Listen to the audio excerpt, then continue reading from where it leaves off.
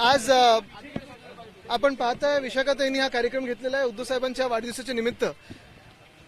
शिवाजी पार्कमध्ये जवळपास 600 वेगळी झाडं लावण्याचा आज आम्ही कार्यक्रम हाती घेतलेला आहे.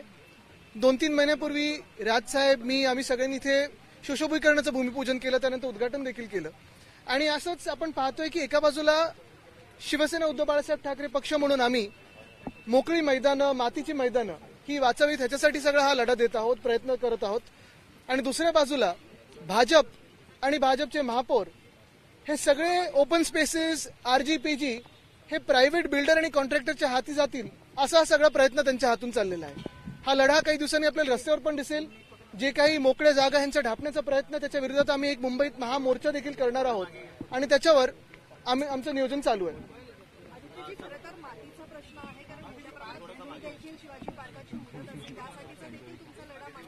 नक्कीच आज चिखल आहे, पण आपण पाहताय राजकारणापेक्षा थोडा बरा चिखल आहे. महापौरांच्या बंगल्यासंदर्भात तुम्ही ट्विट केलेलं आहे, वारंवार खर्च केला जातोय. आता देखील पुन्हा एकदा 2,79 लाखाच्या निविदा मागवल्यात.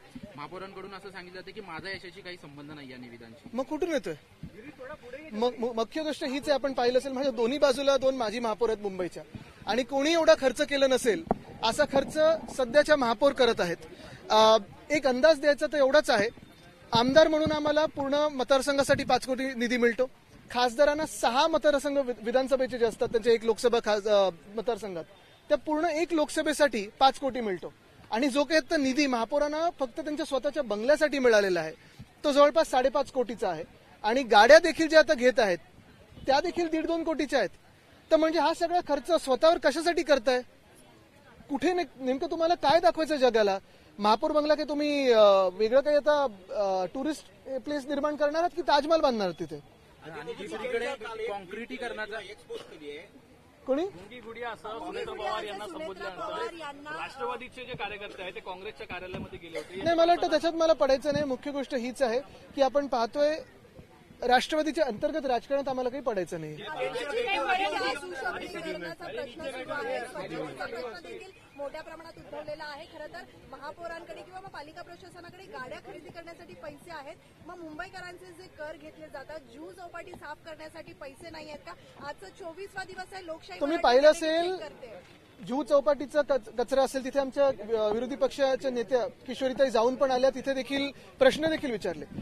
BSTचा प्रश्न असेल, बसेसचे रूट्स कमी होत आहेत, बस कमी होत आहेत, पगार वेळेवर दिले जात नाहीयेत, पेन्शन वेळेवर दिले जात नाहीयेत, मुंबईत सगळीकडे कचऱ्याचे ढिगारे वाढत चाललेत, रस्त्याचा कॉन्क्रिटीकरणचा प्रश्न, जिथे खड्डे दिसत आहेत, ह्या सगळ्यासाठी BMC सांगता आमच्याकडे पैसे नाहीयेत. पण महापौर बंगल्यासाठी 5.5 कोटी उडवण्यासाठी असतील किंवा मग नवीन गाड्यांसाठी असतील, इथे बरोबर पैसे सापडतात. स्वतः अमित साटम बोलले की ट्रॅशबूम बसवण्यात आले, पण ट्रॅशबूमच नाहीयेत. खरं साटमवर विश्वास ठेवू नका. रस्त्याचं कॉन्क्रिटीकरण रस्त्याचं कॉन्क्रिटीकरण करण्यात आलं होतं, मात्र पहिल्या जे ABCD वॉर्ड आहे त्या ठिकाणी 3,79 लाखाचं खड्ड्यांसाठी निविदा काढण्यात आलेल्या आहेत. एकीकडे आयुक्तच म्हणतात की कॉन्क्रिटीकरण झाल्यामुळे खड्ड्यांचा खर्च वाचणार आहे. ABCD वॉर्डमध्ये साधारणपणे ABC वॉर्डमध्ये खरं तर कोणाचं वर्चस्व आहे, कोणाचं लक्ष ओपन स्पेसेसवर आहे, जसं काही रायगडमधले ओपन स्पेसेस घेतले असतील तसं इथे कोणाचं आहे का, हे देखील आपण शोधून काढावं. आणि दुसरं म्हणजे सगळ्यात महत्वाची गोष्ट हीच आहे की कॉन्क्रिटीकरण, आपल्याला आठवत असेल एकनाथ मिंदे हे हाऊसमध्ये खरं तर बोलले होते की 2 वर्षात मुंबईचे रस्ते चकाचक होतील, चांगले होतील. 4 वर्ष झालेत आता त्या घटनेला. स्वतःचे खिशे भरले पण खड्डे अजून भरून काढले नाहीत. तिथून काल त्यांचा मिस कॉल पण होता. एकनाथ शिंदे आणि भाजप म्हणजे दोघांमध्ये सध्या अंतर्गत धुसफूस सुरू आहे, कारण शिरसाट भेटले त्यावरून भाजपने नाराजी व्यक्त केली. आता ते चुपके की दिपके हे ठरवा तुम्ही, काय तुमचं चाललंय. पण अभिजितनी जो लढा दिला, आपण पाहतोय कुठेही राजकारण न करता ह्या देशाच्या तरुणांसाठी दिला, आणि त्याचा आम्हाला अभिमान आहे. सिद्धिविनायक मंदिरमध्ये ज्या लोकांना पकडलंय चोरी करताना ते शिवसेनेचे कार्यकर्ते आहेत, उभाटाचे कार्यकर्ते आहेत, असं सरवणकर यांचं म्हणणं. मला वाटतं त्यांना जरा आठवण करून देतो मी. पहिलं चंदा चोरीवर तिथूनच सुरू करू, मग वाराणसीमध्ये काय चाललंय तिथून सुरू करू, आणि सगळ्या मंदिरांचं कुठे कुठे काय काय झालंय ह्याचा एक आढावा घेणं गरजेचं आहे. दुसरी गोष्ट म्हणजे अर्थात तुमच्या हातात जी काही यंत्रणा आहे, तुम्ही ज्याला पकडायचं त्याला पकडता, ज्याला सोडता त्याचं सोडता, पण सदा सरवणकरांना मी आठवण करून देतो. मला वाटतं विशाखाताईंनीच मध्यंतरी एक सभेमध्ये किती कोणाचे फ्लॅट आहेत, कुठे कुठे आहेत, किती कोणाच्या चाव्या आहेत, हा सगळा आढावा आमच्याकडे आहे. तो कदाचित आम्ही आता जगजाहीर करू शकू. शिवसेनेसंदर्भात सुनावणी सुरू आहे. आज पुन्हा एकदा नियमित सुनावणी सुरू आहे. काय वाटतं तुम्हाला? सकारात्मक यामध्ये बाजू मांडण्यात येते? तारीख पे तारीख बाजू मिळते. दिसतंय होईल आज. एकमेकांशी भांडताना पाहायला मिळतात.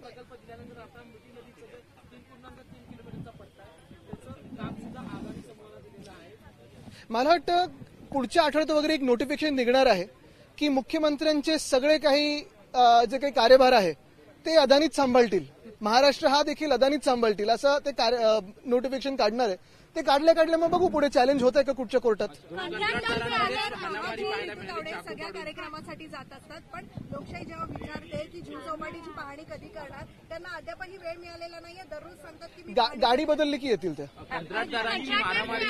हाणामारी करतायत. अगदी महापालिकेच्या वॉर्ड ऑफिसमध्ये येऊन हाणामारी करतायत. इतकी कंत्राटदारांची मजल गेलेली आहे. काय मला वाटतं मी हे पहिल्यापासून सांगत आहे, भाजप म्हणजे बिल्डर आणि कॉन्ट्रॅक्टरांचा पक्ष झालेला आहे. आता मुंबईत 16 एकर साधारणपणे आपण पाहतोय ओपन स्पेस ही एका भाजपच्या मित्राला दिली जात आहे. फुटबॉलचं ग्राउंड भाजपच्या कॉन्ट्रॅक्टरला दिलं जात आहे. बिल्डर कॉन्ट्रॅक्टर सरकार आहे. ठीक आहे, हिंदी लीजिए. पाहायला मिळते कारण निवासी डॉक्टर संपावर गेलेले आहेत. अनेक रुग्णांना याचा फटका बसतो. अहो, तुम्हाला माहिती आहे का, आज निवासी डॉक्टर मार्टची जी संस्था आहे ती अर्थात स्ट्राईकवर चाललेली आहे. त्यांचा विषय थोडा आज वेगळा आहे, पण बाकीचे जर विषय पाहिले त्यांचे जे आम्ही हाताळत होतो, आम्ही मार्गी लावलेले विषय होते. मग असिस्टंट प्रोफेसरचं वय काय असायला पाहिजे, स्टायपेंड काय असायला पाहिजे, त्यांचे हॉस्टेल जर तुम्ही परिस्थिती पाहिली, आम्ही जे 100 कोटी नायरला दिलेले ते कुठे आता वापरले गेलेत वगैरे, हा सगळा प्रश्न आहेच त्यांचा. म्हणजे हा जरी आजचा विषय जरी थोडा वेगळा ठेवला तरी बाकीचे प्रश्न आहेत त्याला कोणीही ना उत्तरच नाही. बरं, जे डॉक्टर बनतात म्हणजे महाराष्ट्रात आणि देशात परिस्थिती अशी झाली आहे, नीट परीक्षा पेपर लीक होते आणि ते झाल्यानंतर आंदोलन करतात, त्यांना लाठीचार्ज. पण फेकनाथ मिंदेंचे जे लोक जाऊन डॉक्टरांना मारहाण करतात त्यांना लगेच बेल देण्याची सोय केलेली असते किंवा हॉस्पिटलमध्ये लपवण्याची सोय केली असते. बघा, मी सांगितलं ना, बाईट संपेल आणि पाऊस जाईल.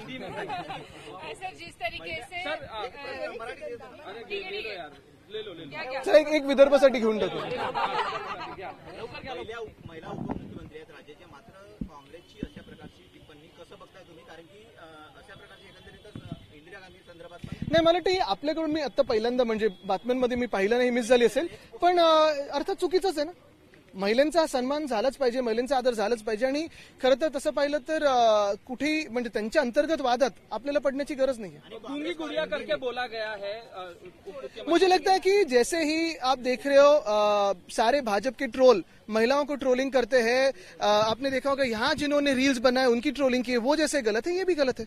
आज फैसला आने वाला है सिंबल को लेकर, मतलब फैसला आएगा तो शिवसेना बहुत ही अच्छा होगा. लेकिन यही बात है कि ये जो हमारी हियरिंग है या जो हमारी केस है पिछले 4 साल से प्रलंबित है. हमारे बाद एनसीपी को तोड़ा गया, टीएमसी को तोड़ा गया, आम आदमी पार्टी को तोड़ा गया. और ये क्यों कर रहे हैं? क्योंकि इनको जो 2/3 मेजोरिटी चाहिए लोकसभा में वो करने की इनकी कोशिश है.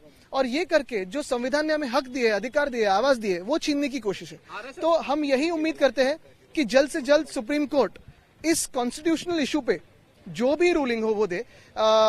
यही उम्मीद है. आरएसएस प्रमुख आने वाले हैं, जनजी से बात करने के लिए आने वाले हैं.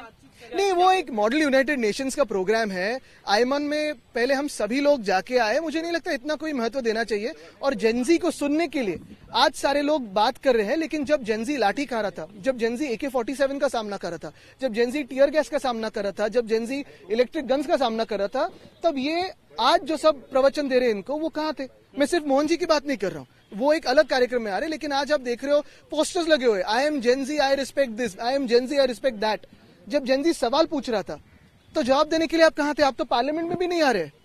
पार्लियामेंट में आओ, बात करो. राहुल गांधी ने सवाल उठाया है कि जो शिक्षा प्रणाली है उस पर बीजेपी और आरएसएस अपना कब्जा जमा रही है. हर राज्य में अलग अलग भाषा है, तमिलनाडु में अलग भाषा है. बिल्कुल, जो शिक्षा प्रणाली है अगर आप देखें तो पूरे देश भर में खुद के वीसीस कहीं क्वालिफाइड है, कहीं अनक्वालिफाइड है, उनको बिठाया है. अगर आप देखें तो कल परसों में प्रशांत किशोर की जो भी जीत हुई है वहां भी यही भावना थी कि जो वहां के मुख्यमंत्री है उनके खिलाफ ये वोट था. शिक्षा प्रणाली ये बदलनी जरूरी है. NEP 2020 में आई, कहाँ इंप्लीमेंट हुई, कैसे इंप्लीमेंट हुई, अभी तक किसी को पता नहीं है. लेकिन शिक्षा प्रणाली बदलने के बाद क्या जॉब्स क्रिएशन हो रहा है, क्या एम्प्लॉयमेंट क्रिएट हो रहा है? अगर आप देखें तो अगले 10 साल में पूरी दुनिया भर में 1.2 बिलियन लोग ऐसे हैं जो 18 साल के आगे यानी उस उम्र में आएंगे जो वर्किंग पॉपुलेशन होगा. और फिर आप लगभग सिर्फ 40 करोड़ लोगों के लिए जॉब अपॉर्चुनिटी पूरी दुनिया भर में रहेगी। तो ये क्या आप सोच रहे हो, कुछ अलग सोच रहे हो कि नहीं सोच रहे हो? शिक्षा प्रणाली बदलनी जरूरी है, लेकिन भाजपा ये चाहती है कि आप शिक्षा से दूर रहो, आप जॉब से दूर रहो, और जो भी वो डोल्स देती है, फ्री राशन हो या उस पर निर्भर रहे और भाजपा को थैंक यू कहते रहे। राहुल गांधी का बयान आया। ओवैसी इन्होंने ट्वीट करते हुए कहा है कि अगर अयोध्या राम मंदिर में चंदा दिया गया तो उसकी रिसिप्ट जो है वो दुनिया के सामने आई है। ये सारे आरोप झूठे हैं। मुझे लगता है कि सबसे बात यही है, पहली बात यही है कि दुनिया भर में सारे हिंदू यही पूछ रहे हैं कि अयोध्या में जो चंदा चोरी हुए वो भाजपा क्यों नहीं कहते कुछ उस पर।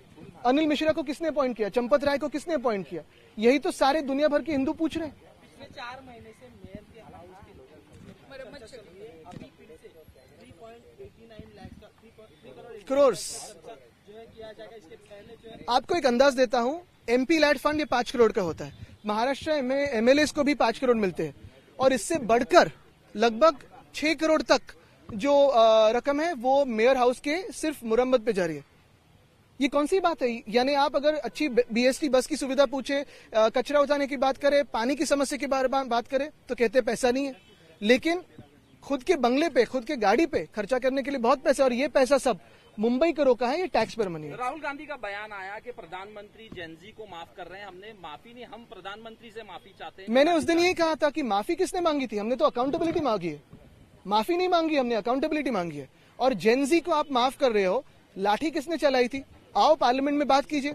टीयर गॅस किसने चलाया था, AK-47 किसने चलाया था, बात कीजिए पार्लियामेंट में। आदित्यजी, एक शेवटचा प्रश्न, पर्यावरण हा तुमच्या जवळचा विषय आहे, अमित ठाकरे असतील तुमच्या जवळचा विषय, तुम्ही स्वतः जुहू चौपाटीसाठी काही मोहीम राबवणार आहात, राबवणार असतील तर केव्हा राबवणार? मला वाटतं एक पहिली गोष्ट हीच आहे की आपल्या मुंबईच्या सगळ्याच चौपाट्यांवर आपण पाहत असाल कचरा हा खूप मोठ्या संख्येत येतो।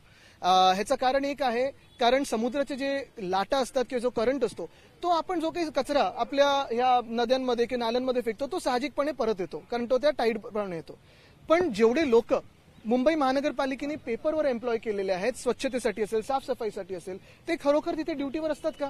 आता आपल्याला माहिती आहे, अफरोज शाह जे माझे मित्र आहेत ते गेले जवळपास 10-12 वर्ष दररोज तिथे जातात।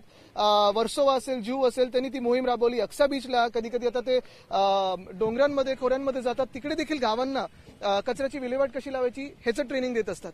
पण हे सगळं जर एक अफरोज शाह करू शकतात, त्यांचे व्हॉलंटियर्स करू शकतात, तर मग सरकार किंवा बीएमसी का नाही करत? बरं, पेपरवर जर तुम्ही माहिती काढली तर तिथे तेवढी लोक दिसतील, पण हे कॉन्ट्रॅक्टर कोण आहेत जे 60 लोक दाखवतात आणि 2 लोक ठेवतात? ते 2 लोक बिचारे काय करू शकणार आहेत? कचरा साफ करू शकणार आहेत का? कचरा हा येत राहणं, तिथे क्रॅश बूम बॅरियर तुम्ही लावू नाही शकत, कारण समुद्राच्या लाटा तेवढ्या महत्वाच्या आणि जोरात असतात। पण हा कचरा आल्यानंतर तुम्ही स्वच्छता मोहीम चालवताय का, हा मोठा प्रश्न आहे, आणि तिथे महापौरांचं लक्ष नाहीये।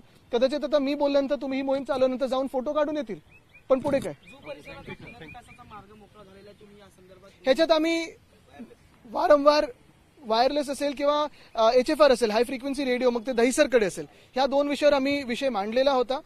काल ते नोटिफिकेशन निघालेलं आहे, अनेक नोटिफिकेशन या सरकारचे निघालेले आहेत। मी ह्या लढ्यात ज्यांनी सहभाग घेतला त्यांना सगळ्यांचं अभिनंदन करतो, पण नोटिफिकेशन पुढे कधी जाणार हा एक विषय। आणि दुसरं म्हणजे आपल्याला आठवत असेल, जुहू एअरपोर्टच्या बाजूला जी एक स्लम आहे, तिथे छोटं ते नगर आहे, तिथे 2017ला मुख्यमंत्री जाऊन भाषण दिलेलं की तुमचं तिकडच्या तिकडे इन सिटू रिहॅबिलिटेशन आणि SRA करू।